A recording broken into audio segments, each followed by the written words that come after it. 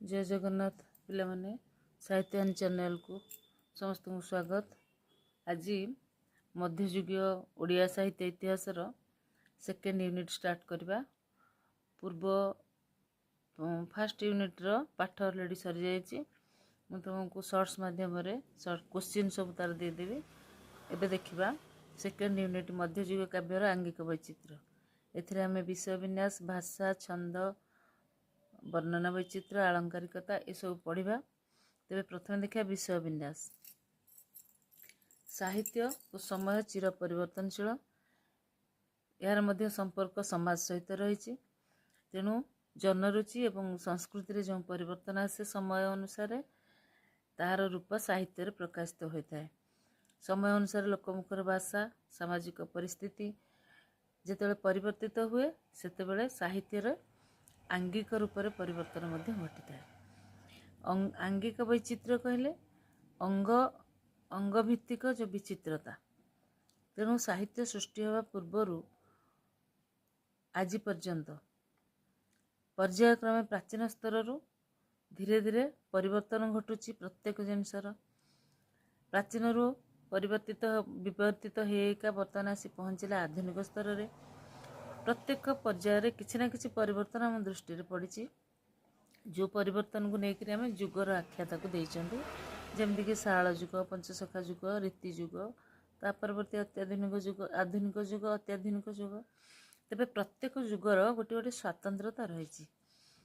जमती शाल जुगर स्वतंत्रता रही, पंचसखा जुगर स्वतंत्रता रही, सेमती रीति जुगर स्वतंत्रता रही।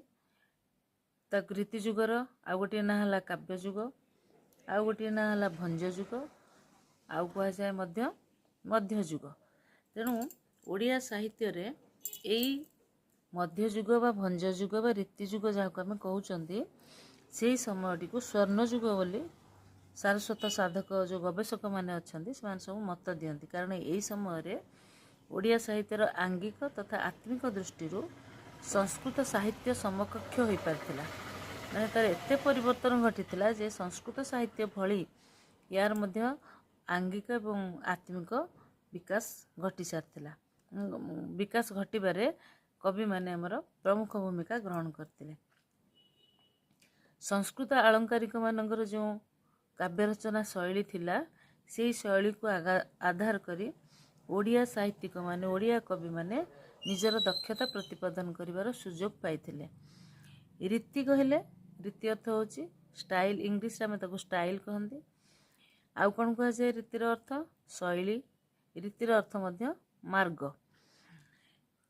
रीति जुग कहबार उद्देश्य है यही जुगरे कवि सम्राट उपेन्द्र भंज तथा अन्य कवि माने जो माने समसामयिक भी थिले से माने गोटे निर्दिष्ट शैली को आधार करी साहित्य रचना करथिले, काव्य रचना करथिले। से निर्दिष्ट शैली कौन थिला ना सेटा थिला हमर संस्कृत साहित्यर शैली। जो काव्य से माने रचना करथिले से काव्यर आदर्श संस्कृत साहित्यर आदर्श रे अनुप्राणित थिला। तेणु जेहेतु रीति को आम शैली बा मार्ग बोली कहउचंदी, सेही रीति को बा से शैली को आपणेकरी मध्ययुगीय कवि माने काव्य साहित्य रचना करिथिबारु ताहाको रीति जुग बोली नामकरण करा जायछि। ओडिया साहित्य इतिहास अर्थात शारदा दासଙ୍କ ठारू इतिहास बा जुग गणना आरंभ होइछि। सेही दृष्टि देखिबा गले सप्तदश शताब्दीर शेष पादरू अष्टादश शताब्दी पर्यंत जो समय रहिला यह होछि ओडिया साहित्य इतिहासर मध्य समय। तेणु ए समय को मध्ययुग बोली कहा जायछि। ए मध्ययुग साहित्य रीति निर्दिष्ट रीति बा नियम बा शैली द्वारा प्रभावित थिला। केते गुडी नियम को अनुसरण करी कहार नियम संस्कृत साहित्य जो काव्य रचना करिवार नियम आमर आलंकारिक माने सृष्टि करथिले, जो काव्यवाद सृष्टि करथिले ताहाको ग्रहण करी ए काव्य गुड़िक रचना करा जायथिला। जो काव्यकार माने जो आलंकारिक माने विभिन्न प्रकार काव्यवाद सृष्टि करथिले सेमानंक भितरे आलंकारिक बामन से रीतिवाद रस्रष्टा, आलंकारिक दंडी से गुणवादर ପ୍ରବର୍ତ୍ତକ। ଆଳଙ୍କାରିକ ଆନନ୍ଦବର୍ଦ୍ଧନ ସେ ଧ୍ୱନିବାଦର ପ୍ରବର୍ତ୍ତକ। କ୍ଷେମେନ୍ଦ୍ର ଐଚିତ୍ୟବାଦର ପ୍ରବର୍ତ୍ତକ। କୁନ୍ତକ ବକ୍ରୋକ୍ତିବାଦର ପ୍ରବର୍ତ୍ତକ। ଭାମହ ଅଳଙ୍କାରବାଦର ପ୍ରବର୍ତ୍ତକ। ବିଶ୍ୱନାଥ କବିରାଜ ରସବାଦ ଓ ଭୋଜରାଜଙ୍କର ଶୃଙ୍ଗାର ରସବାଦ ଏମାନେ ହେଉଛନ୍ତି ସବୁର ପ୍ରବର୍ତ୍ତକ। ତେବେ ଏଇ ଯେଉଁ କାବ୍ୟକର୍ତ୍ତାମାନେ ରହିଲେ ସେମାନେ ଯେଉଁ ଶୈଳୀରେ କାବ୍ୟ ରଚନା କରିଥିଲେ ସେହି ଶୈଳୀକୁ ଆଧାର କରି ଆମ ମଧ୍ୟଯୁଗୀୟ କବିମାନେ ବା ସେହି ବିଷୟବସ୍ତୁକୁ ଏକ ନିର୍ଦ୍ଦିଷ୍ଟ ନୀତିରେ ପରିଚାଳିତ କରି କାବ୍ୟ ରଚନା କରିଥିବାରୁ ଏହି ଯୁଗକୁ ମାନେ ରୀତି କାବ୍ୟ ସେ ଏଇ ଯୁଗର ଏଇ ସାହିତ୍ୟକୁ ରୀତି ସାହିତ୍ୟ କୁହାଗଲା। ଆଉ ଏଇ ରୀତି ସାହିତ୍ୟ ଯେଉଁ ଯୁଗରେ ରଚନା କରାଗଲା ତାକୁ ରୀତି ଯୁଗ ବୋଲି କୁହାଗଲା।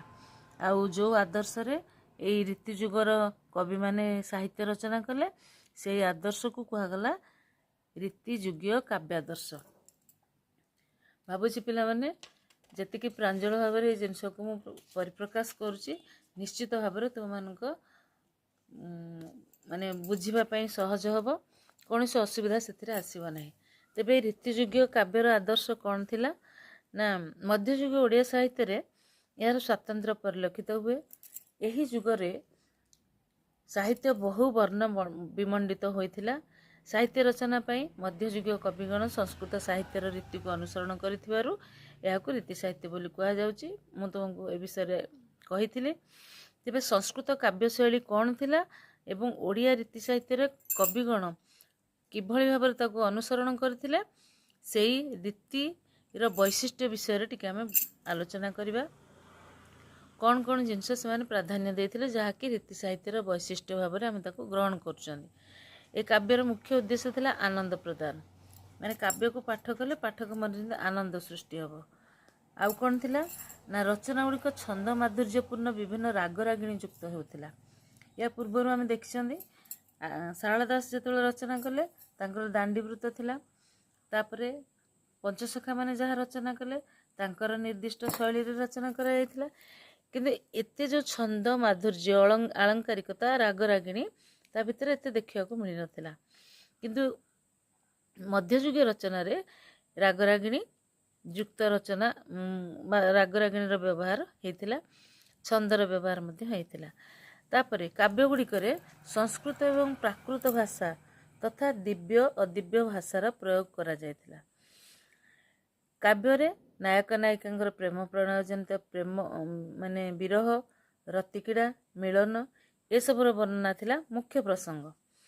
ଆଉ ପ୍ରାୟତଃ ରୀତିକାବ୍ୟ ଥିଲା ନାୟିକା ପ୍ରଧାନ। ନାୟିକାର ରୂପ ଓ ଗୁଣ ବର୍ଣ୍ଣନାକୁ କାବ୍ୟରେ ଶ୍ରେଷ୍ଠ ସ୍ଥାନ ଦିଆଯାଉଥିଲା। ନାୟିକାର ନଖ ଶିଖ ରୂପ ବର୍ଣ୍ଣନା ତା ସହିତ ପ୍ରକୃତି ବର୍ଣ୍ଣନା ମଧ୍ୟ ଥିଲା ଅନ୍ୟତମ ବର୍ଣ୍ଣନାର ମୁଖ୍ୟ ଆକର୍ଷଣ ଏବଂ କାବ୍ୟର ମଧ୍ୟ ମୁଖ୍ୟ ଆକର୍ଷଣ। ଅଳଙ୍କାର ବ୍ୟବହାର ଦୃଷ୍ଟିରୁ ଦେଖିବା ଶବ୍ଦ ଅଳଙ୍କାର ଅର୍ଥ ଅଳଙ୍କାର ଏହା ଥିଲା ରଚନା ଗୁଡ଼ିକର ପ୍ରଧାନ ଅଙ୍ଗ। ରୀତିକବିଗଣ ରସଚର୍ଯ୍ୟା ଉପରେ ମଧ୍ୟ ଗୁରୁତ୍ୱ ପ୍ରଦାନ କରିଥିଲେ। କାବ୍ୟ ଗୁଡ଼ିକ ଶୃଙ୍ଗାର ରସକୁ ମୁଖ୍ୟ ଭାବରେ ଗ୍ରହଣ କରିଥିଲେ। ସେମାନେ ଶୃଙ୍ଗାରିକତାକୁ ମୋହନୀୟ ଆଦର୍ଶ ବୋଲି ମନେ କରୁଥିବାରୁ କାବ୍ୟରେ ବିଶେଷ ଭାବରେ ଶୃଙ୍ଗାର ରସର ପ୍ରାବଲ୍ୟ ଦେଖିବାକୁ ମିଳିଥିଲା। ତାପରେ ରୀତିକାବ୍ୟ ଗୁଡ଼ା ଥିଲା ସଙ୍ଗୀତ ପ୍ରଧାନ। ଆଉ ଏହା ସଙ୍ଗୀତ ରାଗରାଗିଣୀ ଯୁକ୍ତ ଥିଲା। ଅତି ସୁନ୍ଦର ଭାବରେ ତାକୁ ଆବୃତ୍ତି କରାଯାଇ ପାରୁଥିଲା ବିଭିନ୍ନ ଛନ୍ଦ ରାଗରାଗିଣୀ ଆଉ ବାଦ୍ୟଯନ୍ତ୍ର ସହିତ। ଏଥିରେ କବିମାନଙ୍କର ଶବ୍ଦ ପାଣ୍ଡିତ୍ୟ ଦେଖିବାକୁ ମଧ୍ୟ ମିଳିଥିଲା, କାରଣ କାବ୍ୟ ମଧ୍ୟରେ କବି ନିଜର ଶବ୍ଦ ପାଣ୍ଡିତ୍ୟକୁ ବ୍ୟବହାର କରି ବହୁଶାସ୍ତ୍ର ଦର୍ଶିତାର ପ୍ରମାଣ ଦେଉଥିଲେ। ଏ କାବ୍ୟର ଚରିତ୍ରମାନେ ଥିଲେ ଉଚ୍ଚ ବଂଶଜ, ରାଜା ମହାରାଜା ମନ୍ତ୍ରୀ ସାଧବ ଏଇ ଯେଉଁ ବଡ଼ ବଡ଼ ଉଚ୍ଚ ବଂଶଜ ପୁତ୍ରକନ୍ୟା ସେମାନଙ୍କୁ ନେଇକରି ବା ରାଜା ରାଣୀଙ୍କୁ ନେଇକରି କାବ୍ୟର ଚରିତ୍ର ଗୁଡ଼ିକୁ ସ୍ଥିର କରାଯାଉଥିଲା। ଆଉ ଏଇ ଯୁଗର ସାହିତ୍ୟ ଥିଲା ମିଳନାତ୍ମକ, କାରଣ ଶେଷରେ ସେମାନଙ୍କର ମିଳନ ହେଉଥିଲା। କାବ୍ୟର ବିଷୟବସ୍ତୁ ପ୍ରସଙ୍ଗ ଯାହା ହେଉନା କାହିଁକି ଶେଷରେ ତାଙ୍କର ମିଳନ ହେଉଥିଲା, ଅନ୍ତରେ ମିଳନ ହେଉଥିଲା, ତେଣୁ ମିଳନାନ୍ତକ। କବିଗଣ ନିଜ ରଚନାରେ କଳ୍ପନା ଏବଂ ଅତିଶୟୋକ୍ତିର ଯଥାର୍ଥ ପ୍ରୟୋଗ କରୁଥିଲେ। ମାନେ କଳ୍ପନା ଦୃଷ୍ଟିରୁ ଦେଖିବାକୁ ଗଲେ ମଧ୍ୟଯୁଗ କାବ୍ୟ ଶ୍ରେଷ୍ଠ ସ୍ଥାନ ଗ୍ରହଣ କରିଥିଲା। ଅତିଶୟ ବର୍ଣ୍ଣନା ମଧ୍ୟ ଦେଖିବାକୁ ମିଳିଥିଲା। ଆଉ ଅର୍ଥ ଗୌରବକୁ ପ୍ରଦାନ କରି ସେମାନେ ନିଜକୁ ଧନ୍ୟ ମନେ କରୁଥିଲେ। ତେଣୁ ଏଇଭଳି ଯେଉଁ ବୈଶିଷ୍ଟ୍ୟ ଏ ବୈଶିଷ୍ଟ୍ୟ କାହାର ନା ସଂସ୍କୃତ ସାହିତ୍ୟର ଏଇଟା ହେଉଛି ବୈଶିଷ୍ଟ୍ୟ। ଏହା ହେଉଛି ସଂସ୍କୃତ ସାହିତ୍ୟର କାବ୍ୟାଦର୍ଶ। ତାହାକୁ ଆଧାର କରି ଏହି ବୈଶିଷ୍ଟ୍ୟ ରୀତିଯୁଗ୍ୟ ଓଡ଼ିଆ ସାହିତ୍ୟରେ ସେମାନେ ବ୍ୟବହାର କରିଥିଲେ। ତେଣୁ ଏହା ହେଉଛି ରୀତିଯୁଗ୍ୟ ସାହିତ୍ୟର ବୈଶିଷ୍ଟ୍ୟ, ଯାହାକି କାବ୍ୟର ଆଙ୍ଗିକ ଏବଂ ଆତ୍ମିକ ବୈଚିତ୍ର୍ୟକୁ ପ୍ରଭାବିତ କରିଥିଲା। ତେବେ ଏହି ଆଙ୍ଗିକ ଏବଂ ଆତ୍ମିକ ବୈଚିତ୍ର୍ୟ ଭିତରେ ବିଷୟ ପରିକଳ୍ପନା, ଭାଷା, ସାଙ୍ଗୀତିକତା, ବର୍ଣ୍ଣନା ଚାତୁରୀ, ରୀତି ବୈଚିତ୍ର୍ୟ ଏହା ଥିଲା ମଧ୍ୟଯୁଗୀୟ କାବ୍ୟର ମୁଖ୍ୟ ଅଙ୍ଗ। ତେବେ ଆଙ୍ଗିକ ବୈଚିତ୍ର୍ୟ ଭିତରେ ଯେତେବେଳେ ଆମେ ଆଲୋଚନା କରିବା, ରୀତି କାବ୍ୟର ମୁଖ୍ୟ ଅଙ୍ଗ କ'ଣ ଥିଲା? ନା ବିଷୟ ପରିକଳ୍ପନା, ଭାଷା, ସାଙ୍ଗୀତିକତା, ବର୍ଣ୍ଣନା ଚାତୁରୀ, ରୀତି ବୈଚିତ୍ର୍ୟ ଏହା ହେଉଛି ତାର ମୁଖ୍ୟ। ତେବେ ଏ ରୀତି ସାହିତ୍ୟର ପୂର୍ବ ସାହିତ୍ୟ ବିଷୟରେ ଟିକେ ଆଲୋଚନା ନ କଲେ ଆମେ ରୀତି ସାହିତ୍ୟ କେଉଁ ପରିପ୍ରେକ୍ଷୀରେ ସୃଷ୍ଟି ହେଲା ସେ ବିଷୟରେ ଆମର ଧାରଣା ଆସିବ ନାହିଁ। ତେଣୁ ଆମେ ପ୍ରଥମେ ରୀତି ସାହିତ୍ୟର ପୂର୍ବବର୍ତ୍ତୀ ସାହିତ୍ୟ ବିଷୟରେ ଟିକେ ଦୃଷ୍ଟି ନିକ୍ଷେପ କରିବା। ଓଡ଼ିଆ ରୀତି ସାହିତ୍ୟ ଅଥବା ମଧ୍ୟଯୁଗୀୟ କାବ୍ୟ ସାହିତ୍ୟ ସଂସ୍କୃତ ସାହିତ୍ୟର ଏକ ଅନୁଭୂତି ଭଳି ଲାଗେ, ମାନେ ଯେମିତି ସେଇଠୁ ଅନୁଭବ କରିକି ତାହାକୁ କବିମାନେ ରଚନା କରିଛନ୍ତି। ଓଡ଼ିଆ ସାହିତ୍ୟରେ ରୀତିଯୁଗର ଆରମ୍ଭ ପୂର୍ବରୁ ଆଳଙ୍କାରିକତା, ରସପ୍ରାଧାନ୍ୟ, ଶବ୍ଦାଡମ୍ବର ଏତେ ମାତ୍ରାରେ ବ୍ୟବହାର କରିନଥିଲେ କବିମାନେ। ଓଡ଼ିଆ ସାହିତ୍ୟର ଇତିହାସ ଯଦି ଆମେ ଦେଖିବା ତାହେଲେ ଦେଖିବା ଖ୍ରୀଷ୍ଟୀୟ 10ମ ଶତାବ୍ଦୀରୁ ଓଡ଼ିଆ ଭାଷାର ସୃଷ୍ଟି ହୋଇଛି, ଏହାର ଆରମ୍ଭ ବୋଲି ଆମେ ଗ୍ରହଣ କରିଛନ୍ତି। କିନ୍ତୁ ଲିଖିତ ସାହିତ୍ୟ ଆସିଛି କେବେ? ପଞ୍ଚଦଶ ଶତାବ୍ଦୀରେ। ଆଦିକବି ଶାରଳା ଦାସଙ୍କ ମହାଭାରତ, ବିଲଙ୍କା ରାମାୟଣ, ଚଣ୍ଡୀପୁରାଣ ଆଦି ଏଗୁଡ଼ିକ ହେଉଛି ଓଡ଼ିଆ ସାହିତ୍ୟର ପ୍ରଥମ ନିଦର୍ଶନ। ଶାରଳା ଦାସଙ୍କ ସମୟରେ ସଂସ୍କୃତ ଭାଷାରେ ଥିଲା ଅଖଣ୍ଡ ପ୍ରତିପତ୍ତି। ଯେତେବେଳେ ବ୍ରାହ୍ମଣମାନେ ହିଁ କେବଳ କାବ୍ୟ ରଚନା କରିବାର ସୁଯୋଗ ପାଉଥିଲେ, ଅନ୍ୟମାନଙ୍କୁ ଏ ସୁଯୋଗ ମିଳୁନଥିଲା। ସଂସ୍କୃତ ପଣ୍ଡିତମାନେ ଦେଶୀୟ ଭାଷା ବା ପ୍ରାକୃତ ଭାଷାକୁ ଅତି ହୀନ ଚକ୍ଷୁରେ ଦେଖୁଥିଲେ। ଆଉ ଯେଉଁମାନେ ଗ୍ରନ୍ଥ ରଚନା କରୁଥିଲେ ସେମାନେ ଦଣ୍ଡିତ ହେଉଥିଲେ, ଭର୍ଜିତ ହେଉଥିଲେ। କିନ୍ତୁ ଶାରଳା ଦାସ ଏସବୁକୁ ଭ୍ରୂକ୍ଷେପ ନ କରି ଓଡ଼ିଆ ଭାଷାରେ ପୁରାଣ ରଚନା କରି ଗୋଟେ କୀର୍ତ୍ତିସ୍ତମ୍ଭ ସ୍ଥାପନ କଲେ। ଆଉ ତାଙ୍କ ଦ୍ୱାରା ଗୋଟିଏ ପୁରାଣ ପରମ୍ପରା, ପୁରାଣ ଲିଖନର ପରମ୍ପରା ମଧ୍ୟ ସୃଷ୍ଟି ହେଲା, ଯାହାକି ଲୋକମୁଖର ଭାଷାକୁ ବ୍ୟବହାର କରି ରଚନା କରାଯାଇଥିଲା। ତେଣୁ ଶାରଳା ଦାସ ଏଇ ଯେଉଁ ଲୋକମୁଖର ଭାଷାକୁ ବ୍ୟବହାର କରି ଯେଉଁ ସାହିତ୍ୟ ରଚନା କଲେ ତାହା ଗୋଟେ ଆଦର୍ଶ ଥିଲା। ସେଇ ଯେଉଁ ଆଦର୍ଶ ସେ ସୃଷ୍ଟି କରିଗଲେ, ପରବର୍ତ୍ତୀ ସମୟରେ ଯେଉଁ ପୁରାଣକାରମାନେ ଆସିଲେ ଯଥା ବଳରାମ ଦାସ, ଅଚ୍ୟୁତାନନ୍ଦ ଦାସ, ସେମାନଙ୍କୁ ମଧ୍ୟ ଏହା ପ୍ରଭାବିତ କରିଥିଲା। ଏବଂ ଖ୍ରୀଷ୍ଟୀୟ 16ଶ ଶତାବ୍ଦୀ ପର୍ଯ୍ୟନ୍ତ ଯଥା ଅର୍ଜୁନ ଦାସଙ୍କ ରାମ ବିବାହ, ବଳରାମ ଦାସଙ୍କ ରାହାସ, ନରସିଂହ ସେଣଙ୍କର ଗୋପକେଳି ରଚନାରେ ଏହାର ପରିଚୟ ଦେଖିବାକୁ ମିଳୁଥିଲା।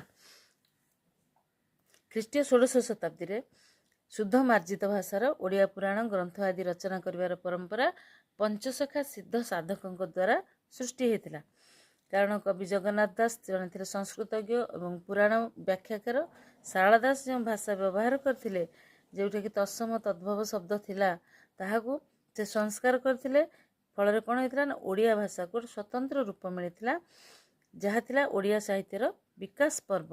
ପଞ୍ଚସଖା ଗୋଷ୍ଠୀ ଓ ତାଙ୍କ ପୂର୍ବବର୍ତ୍ତୀ ଯେଉଁ କବି ଥିଲେ ଭୂପତି ପଣ୍ଡିତ, ଦେବଦୁର୍ଲ୍ଲଭ ଦାସ, ବୃନ୍ଦାବତୀ ଦାସୀ, କୃପାସିନ୍ଧୁ ଦାସ ପ୍ରଭୃତି, ସେମାନଙ୍କ ରଚନାବଳୀ ଓଡ଼ିଆ ସାହିତ୍ୟକୁ ପରିପୁଷ୍ଟ କଲା।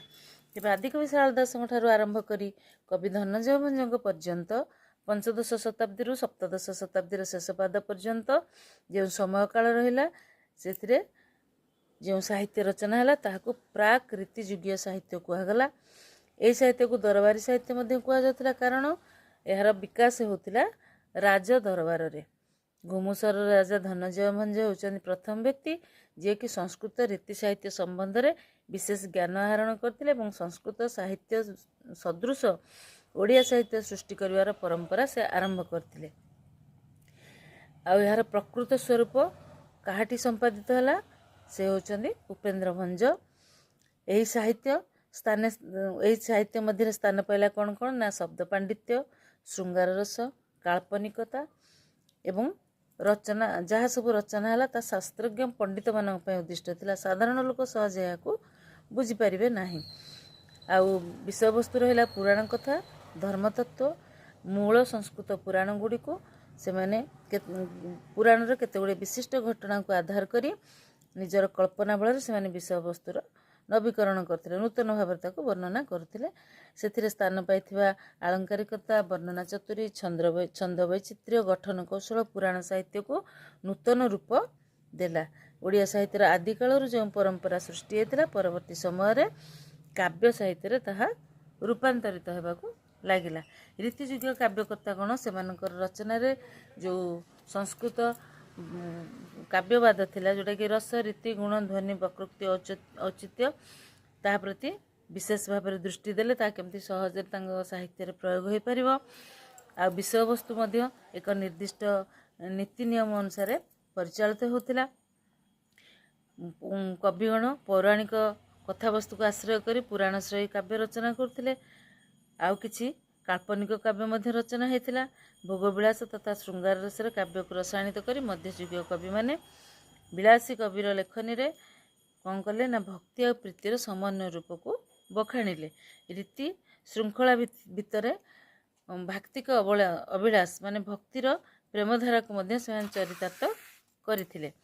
ତେଣୁ ଏଇଭଳି ଭାବରେ ସଂସ୍କୃତ କାବ୍ୟସ୍ରଷ୍ଟାଗଣ କାବ୍ୟର ବିଷୟବସ୍ତୁକୁ ପ୍ରାଚୀନ ପୁରାଣରୁ ସଂଗ୍ରହ କରି ସଂସ୍କୃତ ପୁରାଣ, ଓଡ଼ିଆ ପୁରାଣ ଗୁଡ଼ିକରେ ଥିବା ଆଖ୍ୟାନ ଗୁଡ଼ିକୁ, ଉପାଖ୍ୟାନ ଗୁଡ଼ିକୁ ଆଣି ନିଜ ନିଜ କାବ୍ୟରେ ବିଷୟବସ୍ତୁ ଭାବରେ ଗ୍ରହଣ କଲେ। ଏବଂ ଓଡ଼ିଆ ପୁରାଣକାରମାନେ ଯେଉଁଭଳି କାବ୍ୟ ରଚନା କଲେ, ଯେଉଁ କାବ୍ୟ ରଚନା କଲାବେଳେ ଯେଉଁ ନିଜର ଦକ୍ଷତା ପ୍ରଦର୍ଶନ କଲେ, ତାହା କାବ୍ୟର ମୌଳିକତାକୁ ପୂର୍ବ ଭଳି ଅକ୍ଷୁଣ୍ଣ ରଖିଲା। ଆଉ ତା ସହିତ ଏମାନେ ନିଜର ଜ୍ଞାନ ଏବଂ ବୁଦ୍ଧି ବଳରେ ଯେଉଁ ରୂପ ପ୍ରଦାନ କଲେ, ସେଥିରେ ସେମାନଙ୍କ ଦକ୍ଷତା ମଧ୍ୟ ପ୍ରକାଶ ପାଇଲା। ତେବେ ମଧ୍ୟଯୁଗୀୟ କାବ୍ୟକାରମାନେ ଯେଉଁ ସବୁ କାବ୍ୟ ରଚନା କରିଛନ୍ତି, ତାହାକୁ 4 ଭାଗରେ ବିଭକ୍ତ କରାଯାଇଛି। ପିଲାମାନେ ନେକ୍ସଟ କ୍ଲାସ୍ରେ ଏହି ବିଭାଗୀକରଣ ଏବଂ କଥାବସ୍ତୁର ବର୍ଣ୍ଣନା ବିଷୟରେ ଆମେ ଆଲୋଚନା କରିବା। ଆଜି ପାଇଁ କ୍ଲାସ୍ଟି ଏତିକିରେ ଥାଉ। ଆଶା କରୁଛି ତୁମମାନଙ୍କୁ ଏଇ ନୂତନ ୟୁନିଟ୍ର ପାଠପଢ଼ା ତୁମକୁ ଭଲ ଲାଗୁଥିବ, ତୁମ ବୁଝିବାରେ ଆସୁଥିବ। ପିଲାମାନେ ତୁମମାନେ ଯଦି ଆଗ୍ରହ କରିକି ଏଇଭଳି ଭାବରେ କ୍ଲାସ୍ ଦେଖ ଏବଂ ଅଧିକରୁ ଅଧିକ ସେୟାର କରିବ, ମୁଁ ତୁମ ଲାଗି ନୂଆ ନୂଆ ଭିଡ଼ିଓ ନେଇକି ଆସିବି ଏବଂ ମୋର ଉତ୍ସାହ ମଧ୍ୟ ମୋ ଭିତରେ ଆସିବ। ଆଶା କରୁଛି ସମସ୍ତେ ଏହାକୁ ଅଧିକାରୁ ଅଧିକା ସେୟାର କର, ଲାଇକ୍ କର, କମେଣ୍ଟ ବି କର।